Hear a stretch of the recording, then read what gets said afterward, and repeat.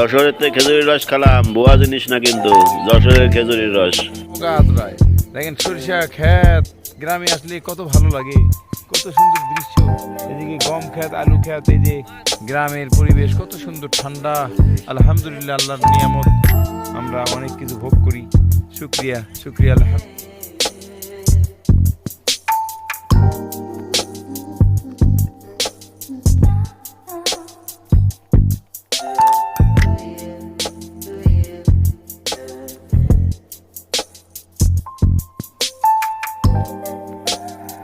আসসালামু আলাইকুম প্রিয় দেশবাসী। খের বলেন, বন বলেন, যাই বলেন না কেন, এই যে এইগুলো রাস্তাতে দেওয়ার কারণে গাড়িটা এটার উপর দিয়ে গেছিলো, স্যালেন্সার পাইপে বন এইগুলো লেগে তারপর গাড়িটাতে আগুন লেগে যায়। বাংলাদেশের আইনে আছে কিনা তা আমি জানি না, কিন্তু রাস্তাঘাটে কাজ করার আগে একটু চিন্তা ভাবনা করে করবেন। আপনার একটু কাজের জন্য একটা মানুষের জীবন শেষ। ভিডিওটা একটু বেশি বেশি শেয়ার করে দিবেন।